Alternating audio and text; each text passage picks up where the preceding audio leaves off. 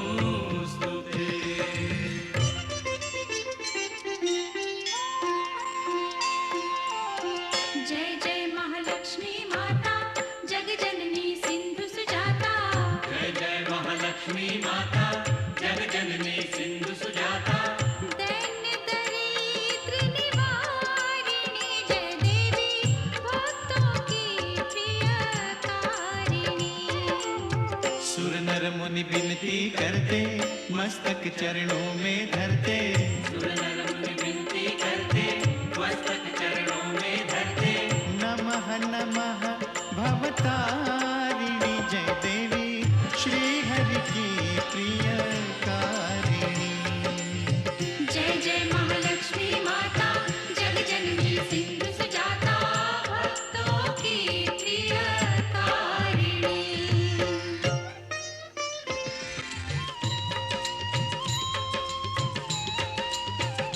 महालक्ष्मी विविध स्वरूपा, महाकाली सरस्वती दुर्गा, वैष्णव देवी कामाक्षा, विंध्यवासिनी योग माया, तुम त्रिपुर सुंदरी माता. तुम क्षीर भवानी शुभदाता.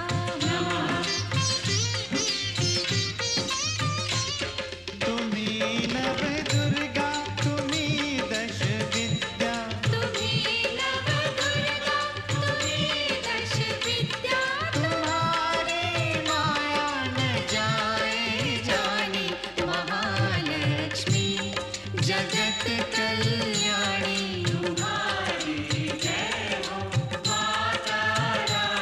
सुनत शुभ कथा, जाए दुख व्यथा. तुम्हारी कृपा, तुम्हारी दया, मांगे हम पृथ्वी लोक के प्राणी. महालक्ष्मी जगत कल्याणी.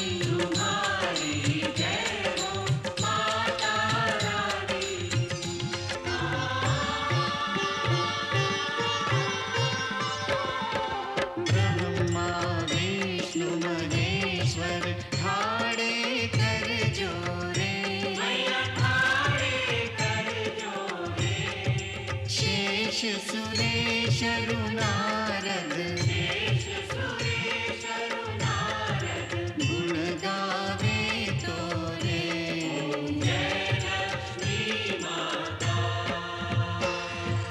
महालक्ष्मी माता, सदा निभाना हमसे,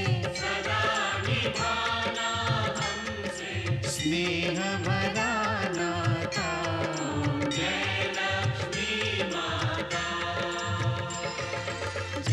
लक्ष्मी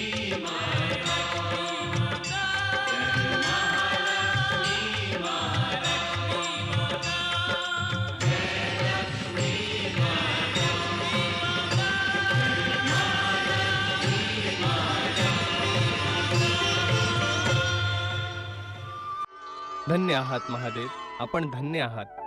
आपण खरोखरच देवाधिदेव आहात, महादेव आहात. आपण आज आम्हाला अनुग्रहित केले आहेत प्रभू.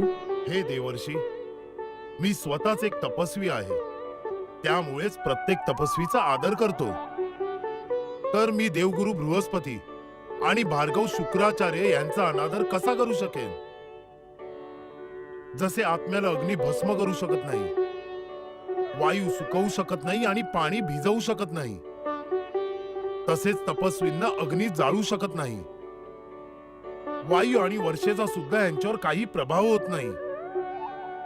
आपण असे समजून चाला, देवगुरु बृहस्पती आणि भार्गव शुक्राचार्यांनी महान अग्निपरीक्षा दिली आणि या यशस्वी अग्निपरीक्षेमुळे हे आधीपेक्षाही जास्त तेजस्वी झाले आहेत. आपली लीला अपरंपार आहे प्रभू.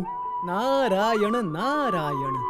प्रभू, माझ्या चुकीसाठी मला क्षमा करा.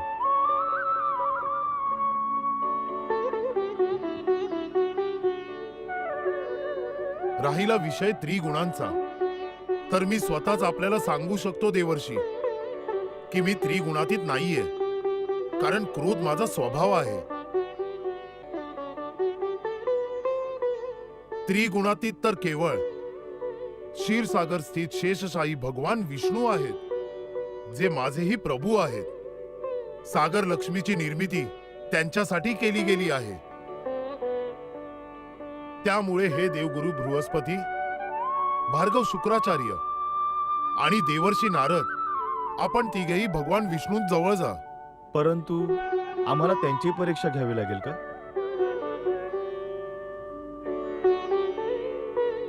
ज्यांच्या मायेचे आपण अधीन आहोत, त्यांची परीक्षा कोण कशी घेऊ शकेल?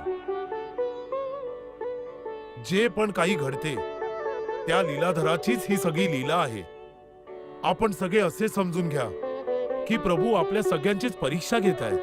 ह्या परीक्षेत उत्तीर्ण होण्यासाठी आम्हाला आपल्या आशीर्वादाची आवश्यकता आहे महादेव. माझा आशीर्वाद नेहमीच तुमच्या सोबत राहील. कल्याणमस्तु.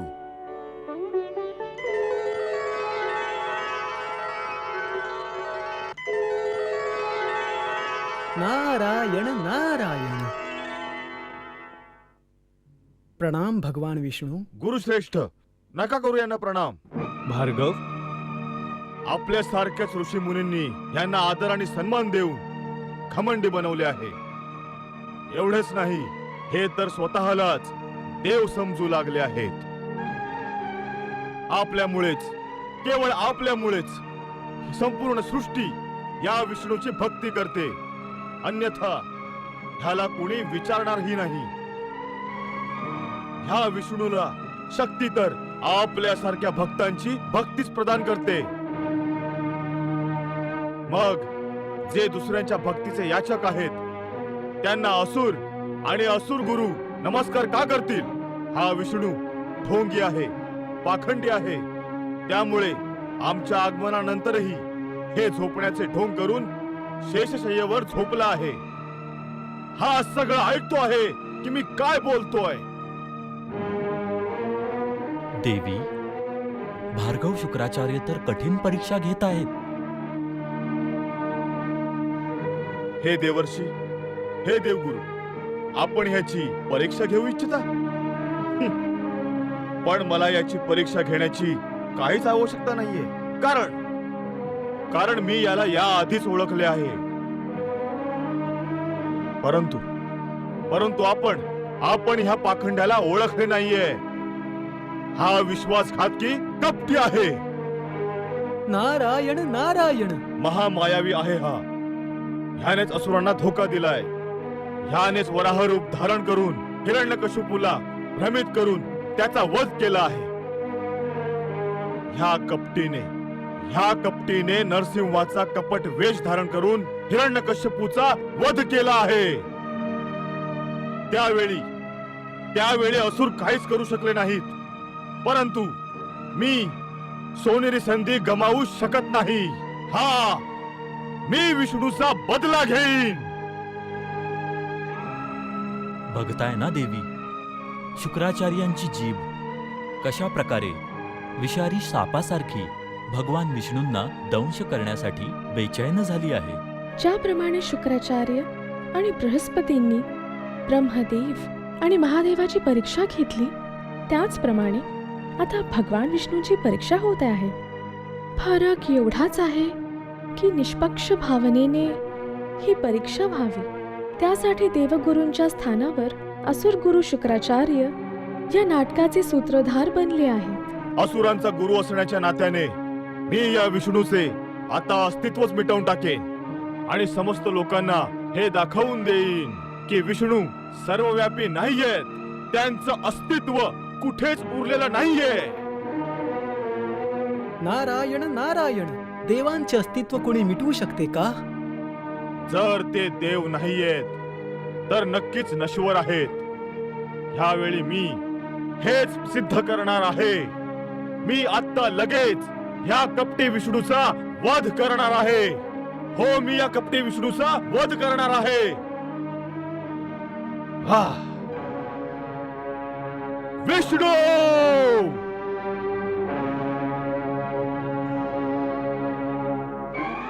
हा!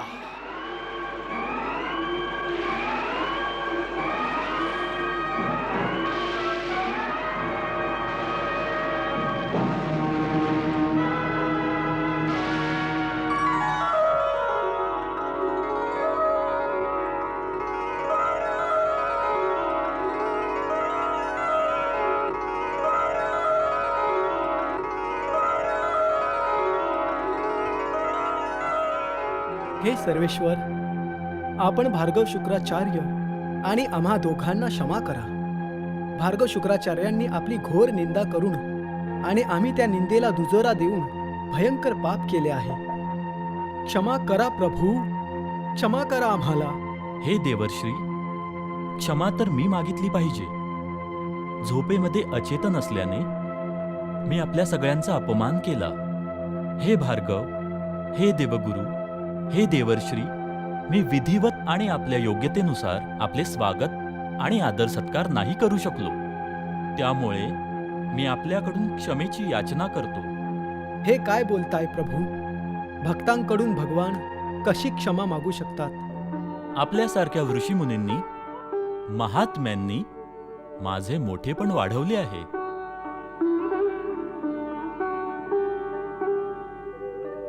आपली भक्तीच तर मला नेहमी शक्ती देते. त्यामुळेच आपण माझ्या प्रणामाचा स्वीकार करावा. आपण आम्हाला लाजवू नका प्रभू. आपण आम्हाला शाप देऊ शकता, दंड देऊ शकता, परंतु आम्हाला लाजवू नका. मी आपणा तिघांना लाजवत नाहीये, तर आपल्या तिघांचा आदर सत्कार करतो आहे. सृष्टीच्या कल्याणासाठी जो कोणीही आपल्या प्राणाची चिंता न करता सत्कार्य करतो, तो माझ्या दृष्टीने देवांचाही देव आहे. आपण धन्य आहात प्रभू, आपण धन्य आहात. आपल्यात काहीच दोष नाहीये. आपण खरोखरच त्रिगुणातीत आहात. भगवान शिवजींनी आपल्या बाबतीत हेच सांगितले होते, जे बरोबरच आहे. आपण निर्गुण निराकार आहात प्रभू. नारायण नारायण. हे अंतर्यामी, आपण दीनबंधू आहात, प्रकृतीच्या पुढे आहात. त्यामुळे आपल्याला काम, क्रोध, मद, लोभ, मोह, मत्सर स्पर्श करू शकत नाही. हे प्रभू, ह्या त्रिलोकात आपणच एकमात्र प्रभू सत्ता आहात, जो विश्वाचे संचालन करत आहे. त्रिदेवांमध्ये आपणच सर्वश्रेष्ठ आहात. हे देवर्श्री, हे देवगुरु, हे असुरगुरु, संपूर्ण विश्वामध्ये विभिन्न स्वरूपात माझीच व्याप्ती आहे. ब्रह्मा, विष्णू, महेश ही व्यवहारासाठीची 3 रूपे आहेत. वास्तविकपणे माझी सत्ताच ह्या तिघांमध्ये वाटली गेली आहे. आमच्यात ना कोणी लहान आहे ना मोठा. मीच ब्रह्मा आहे आणि मीच महादेवही. हे वृषी श्रेष्ठ, मी आपणा तिघांवर प्रसन्न आहे.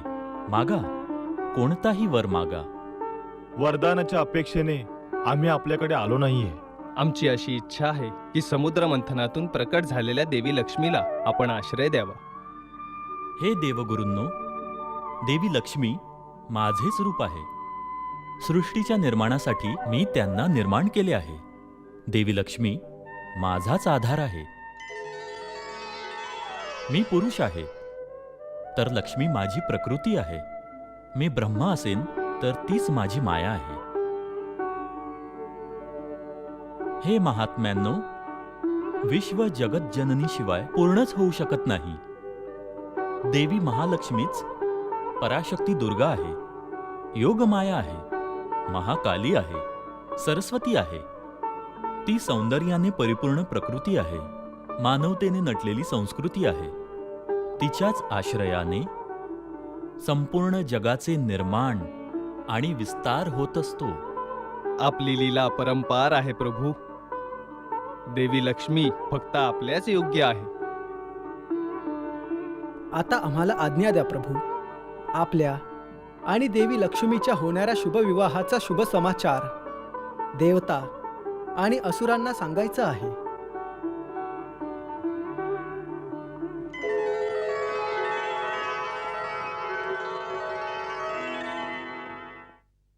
प्रभू, ब्रह्मा आणि शंकर निर्मळ, अविकारी आणि प्रकृतीच्याही पुढे असूनही गुणांनी उत्पन्न, विकारांनी ग्रस्त होऊन जातात.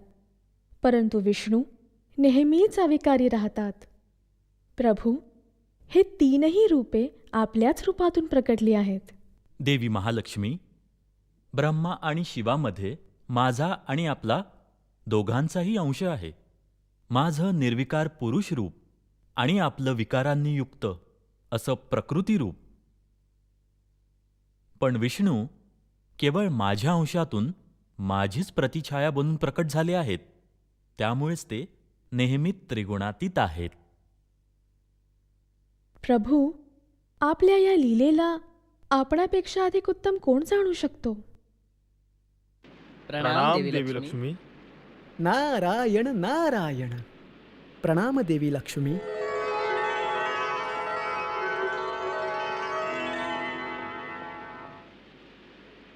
हे देवी लक्ष्मी, आम्ही तिघांनी त्रिदेवांची परीक्षा घेतली आहे आणि आमचा हा निर्णय आहे की तिन्ही देवतांमध्ये केवळ क्षीरसागर निवासी शेषशाही भगवान विष्णूत त्रिगुणातीत आहेत. आता आपणाला भगवान विष्णूंचाच आश्रय घ्यावा लागेल. हे देवी लक्ष्मी, आपली आज्ञा असेल तर आम्ही भगवान विष्णूंसोबत आपल्या विवाहाची बोलणी पुढे नेऊ.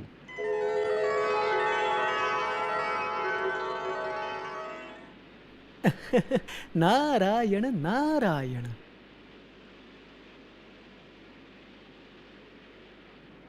देवगणांनो आणि असुरांनो, भगवान शिवशंकरांनी म्हटले आहे आणि परीक्षेनुसारही ही गोष्ट प्रमाणित झाली आहे की त्रिदेवात भगवान विष्णूच त्रिगुणातीत आहेत. आणि आता देवी लक्ष्मी आणि भगवान विष्णूंच्या विवाहाचा निर्णय सुद्धा झाला आहे. देवी लक्ष्मीच्या विवाहाच्या बोलणीसाठी भगवान विष्णूंकडे कोणाला तरी पाठवावे लागेल. परंतु कोणाला पाठवावे विवाहाची बोलणी करायला? देवी लक्ष्मीकडे तर कुणीही मोठे नाहीये. मी आहे देवी लक्ष्मीच्या घरातील श्रेष्ठ.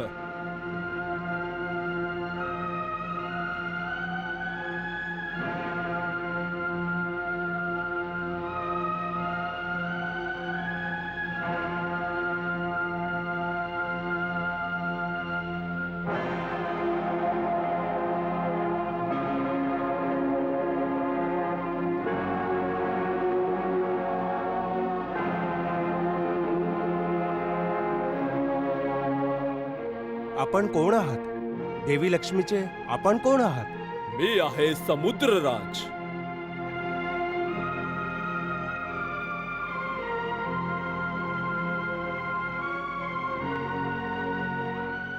प्रणाम समुद्रराज. प्रणाम. भार्गव शुक्राचार्य, देवगुरु बृहस्पती आणि देवर्षी नारदांसहित सगळ्यांना माझाही प्रणाम.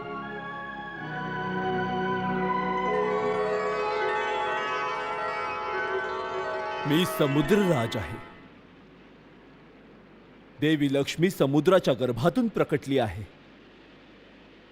या नात्याने मी समुद्रकन्येचा पिता आहे. परंतु देवी लक्ष्मी तर अजन्म आहेत.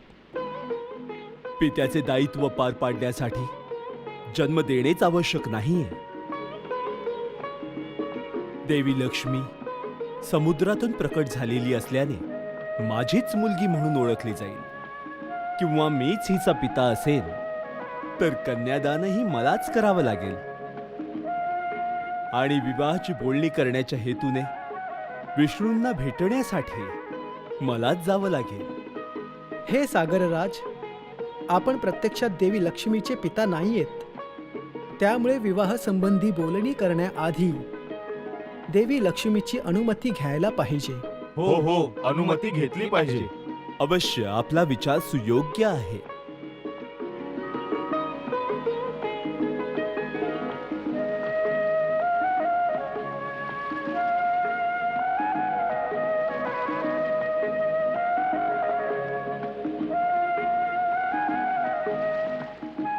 प्रणाम पिताश्री.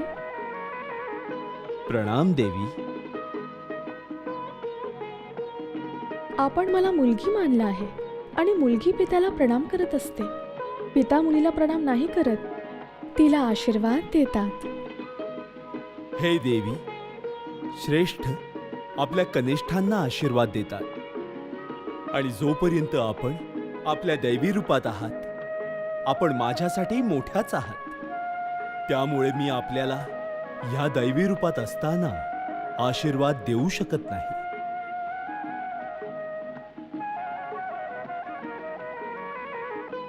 कृपया आपण ह्या दैवी रूपाचा त्याग करावा.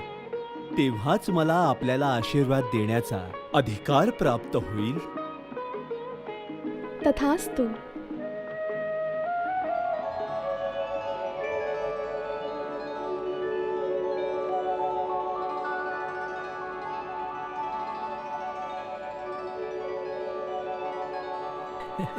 नारायण नारायण.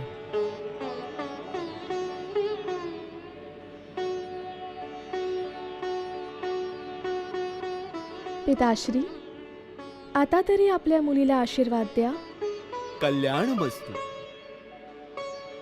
हे पुत्री लक्ष्मी, मी तुझ्या आज्ञेने आणि इच्छेने तुझ्या विवाहाची बोलणी करायला जाणार आहे. आता तुला विवाह संपन्न होईपर्यंत घरीच राहायला हवं. त्यामुळे आता तुझी पाठवणी करेपर्यंत माझ्या समुद्र भवनातच राहावं लागेल. जशी आपली आज्ञा पिताश्री. दासींनो,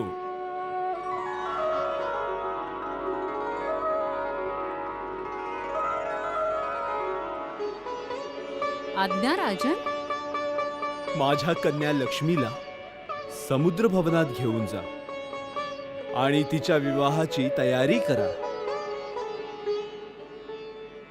जशी आज्ञा राजन.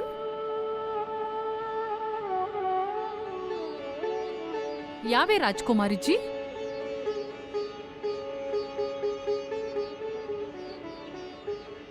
प्रणाम पिताश्री.